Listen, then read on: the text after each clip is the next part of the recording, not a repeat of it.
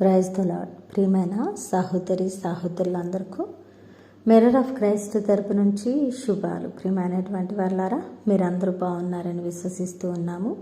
విన్న వాక్యాలను తప్పకుండా షేర్ చేయండి. మరి ఈరోజు దేవుడు మనతో మాట్లాడుతున్న బలమైన మాటలను బట్టి బలపరచబడదాం. సామెతల గ్రంథము 24వ అధ్యాయము 10వ వచనము.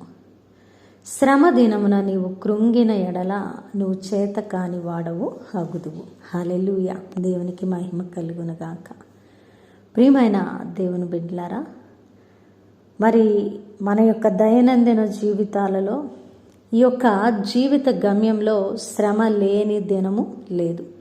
భౌతికంగా, మానసికంగా, వ్యక్తుల పరంగా, పరిస్థితుల పరంగా ఎన్నో శ్రమలు గుండా నడుస్తూనే ఉన్నాం కదా.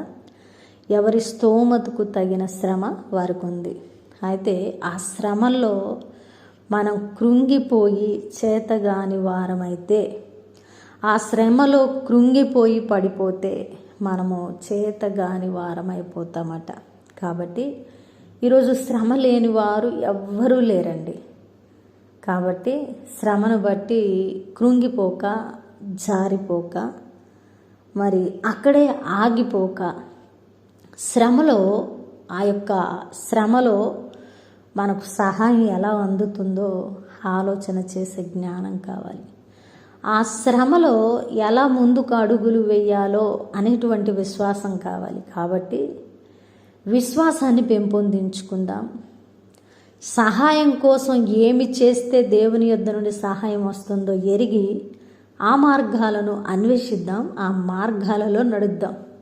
కాబట్టి ఆ మార్గాలలో నడిచినప్పుడు ఆయన మనల్ని జ్ఞాపకం చేసుకునే దేవుడు, శ్రమ దినమున మనల్ని ఆదుకునే దేవుడు, మన అవసరతలు తీర్చే దేవుడు, మనల్ని హక్కున చేర్చుకునే దేవుడు.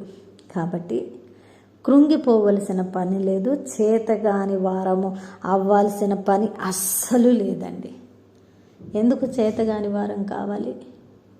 ఎందుకు మనము జారిపోవాలి? సర్వశక్తిమంతుడైన దేవుడు మన పక్షమున ఉన్నాడు కదా. మరి ఈరోజు నేను కృంగను, నేను చేతగాని వాడిని, చేతగాని దానను నేను కాను, నా దేవుడు నాకు సహాయకుడు అని నమ్మితే దానినే దేవుడు నీ జీవితంలో జరిగిస్తారు.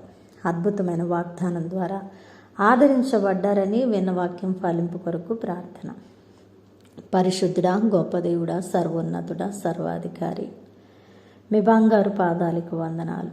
అద్భుతమైన వాక్యము ద్వారా మాతో మాట్లాడి మా హృదయాలను కట్టి బలపరిచారవునయ్యా. శ్రమ దినమున కృంగితే మేము చేతకాని వారం అవుతాం. ఎందుకు కృంగాలి? నీవు మాకు సహాయకుడివై ఉండగా అని ఎవరైతే ఆలోచిస్తున్నారో వారి పట్ల వాగ్దానాన్ని నెరవేర్చండి. చేసిన ప్రార్థనకు దీవెన జవాబు ఇచ్చారని నమ్ముతూ ఈ ప్రార్థన నజరుడైన యేసుక్రీస్తు నామమున సమర్పించి అడిగి వేడుకుంటున్నాం తండ్రి, ఆమేన్. ప్రియమైన దేవుని బిడ్డలారా, విన్న వాక్యాన్ని తప్పకుండా షేర్ చేయండి. పరిచర్యకు సహకరిస్తారని విశ్వసిస్తున్నాం. దేవుని చిత్తమైతే మరలా కలుసుకుందాం. దేవుడు దీవించునుగాక. ఆమేన్.